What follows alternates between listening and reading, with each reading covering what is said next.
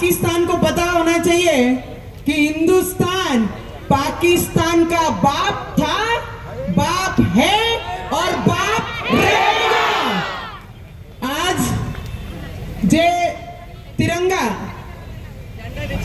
घेऊन हातात आपण जे रॅलीचं आयोजन आमच्या भारतीय जनता पार्टी आणि सगळे पक्षाचे ज्यांना ज्यांना वाटतं की तिरंगाचा ज्यांना ज्यांना अभिमान आहे, स्वाभिमान आहे, तो प्रत्येक व्यक्ती या महाराष्ट्रामध्ये या तिरंगा रॅलीमध्ये आपलं योगदान देत आहे।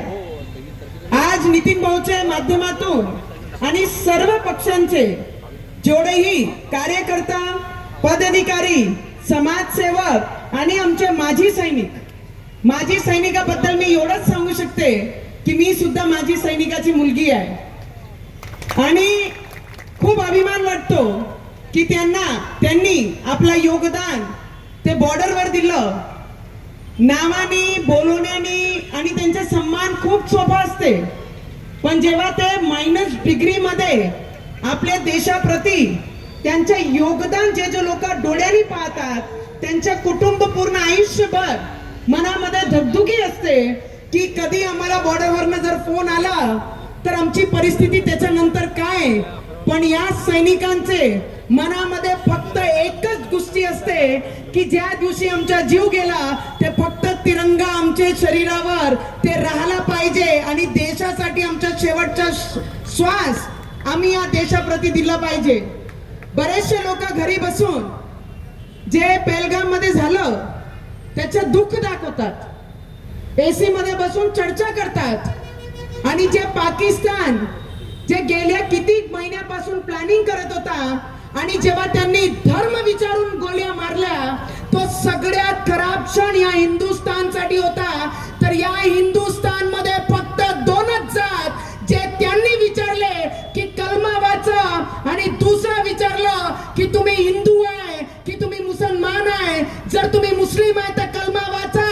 अरे शेवटचा रक्त देऊ या देशासाठी, पर कलमा कधी आयुष्यात वाचणार नाही। आणि जय श्री रामचा नारा घेऊन, जय श्री रामचा नारा घेऊन अरे शेवटची बंदुकी जरी इथे ठेवली तर तोंडात फक्त भारत माता की जय, भक्त भारत माता की जय, फक्त भारत माता की जय। शेवटचा श्वास निघाला तरी एक शब्द आमचे तोंडात राहील, अरे तुम क्या हमारा धर्म विचार पूछोगे, अरे हमारे हिंदुस्तान पे इसके बाद आंख भी उठाई।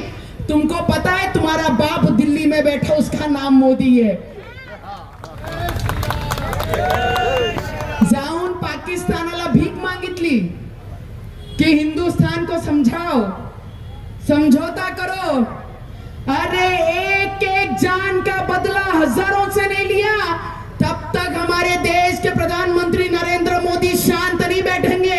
अरे औरतों को बोला, अरे तुम आदमी हो क्या जो औरतों को बोलते हैं जाके तुम्हारे मोदी को बताओ कि हमने तुम्हारे घर के पतियों को, बच्चों को, बेटों को किस तरीके से मारा। अरे मर्द होते तो सामने खड़े होके हमारे हिंदुस्तान के सैनिकों से लड़ते। गरीब लोग जो घूमने गए उनको गोलियां मार के उनकी जान नहीं लेते। आज तिरंगा रॅलीच्या माध्यमातून आपण जे नितीन भाऊ सगळ्यांनी एकी करून इथपर्यंत रॅली आपण आता शुरू करू, पर मैं सभी को एक विनंती जरूर करूंगी। ये लड़ाई सिर्फ देश के पीएम नरेंद्र मोदी जी की नहीं, देश के गृह मंत्री अमित शाह जी की नहीं, रक्षा मंत्री राजनाथ सिंह की नहीं, इस महाराष्ट्र के मुख्यमंत्री देवेंद्र फडणवीस जी की नहीं, इस मट्टी में जिनमें जिसने जन्म लिया है ये उन सब की लड़ाई है। हम सबको इस लड़ाई में खड़े रहना है और अपना अपना योगदान देना है। अरे खुद के लिए तो हर कोई जीता है, जिस मिट्टी में तुम्हारा जन्म हुआ उस मिट्टी के लिए जी कर देखो कि हिंदुस्तान के लिए जीना क्या होता है और उस क्षण के लिए हम सबको जीना है। माजी सैनिकाला एवढंच म्हणन की माझे रक्तात तोच रक्त आहे ज्या पद्धतीने तुम्ही देशाप्रती सर्व केला, तेवढीच इमानदारी, तेवढीच प्रेम, तेवढीच निष्ठा, जेवढे इथे उभे आहे ना लोक, एक निष्ठाने देशाप्रती प्रेम दाखवणारे लोक आहे. नाही तर एवढे उन्हात आणि सुट्टीच्या दिवशी सगळे बरेचसे लोक घरी बसलेले आहे. पण ज्यांना वाटते तिरंगा हातात घेऊन रोडवर चालून आमचा प्रेम आम्ही या देशाप्रती काय आहे ते दाखवलं पाहिजे, ते सगळे लोक इथे उपस्थित आहे. सगळ्यांनी स्वतःसाठी टाळ्या मारू, अभिनंदन करा कि देश प्रेम के लिए जीना इतना आसान नहीं होता. देश प्रेम के लिए जीना इतना आसान नहीं होता.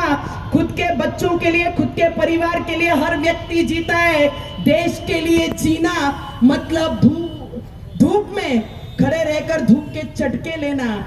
देश के लिए जीना मतलब दुश्मनों के सामने आकर खड़े रहकर अपनी आवाज में भारत माता की जय कहना है.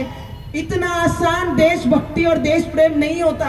मुझे लगता है आज जितने भी लोग इधर आए हैं सभी को दिल से धन्यवाद तो नहीं, पर मैं और हमारी विचार हम सब मिलकर ये लड़ाई में देश के प्रधानमंत्री जी के साथ खड़े हैं, इस देश की मिट्टी के साथ खड़े हैं. बस इतना दिखाने के लिए हम सब हाथ में हाथ डालकर ये रैली की शुरुआत करेंगे.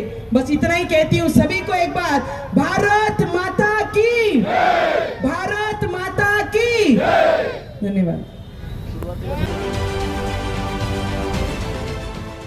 देश विदेशातील प्रत्येक घडामोडींचे लाईव्ह अपडेट मिळवण्यासाठी आता साम टीव्हीच्या सर्व सोशल मीडिया प्लॅटफॉर्मला लाईक, फॉलो आणि सबस्क्राईब करा. तसंच सर्व नोटिफिकेशनसाठी बेल आयकॉन प्रेस करायला विसरू नका.